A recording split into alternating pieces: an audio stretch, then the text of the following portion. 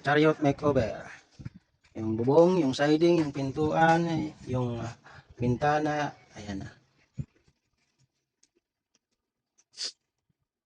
Pa-upholstery niya na lang to. Dahil sira na yung upuan dito. Mahaba, sira na. Kaya hindi ko na pinalik. Kaya na yung flooring niya. Yung sandigan, siguro ano na lang, tawag nito, bilhan niya na lang ng leader, yung naididikit dyan, para hindi na siya maggastos ng malaki. Yung leader na dinidikit lang, para hindi siya matuluyan. Yan. Ito na rin yung harap. Yan. Yan na yung siding niya. May overhang sa bubong para hindi siya direkta dyan sa pag umuulan. Hindi siya tumulo dyan. Tsaka nakamasilya naman yan eh.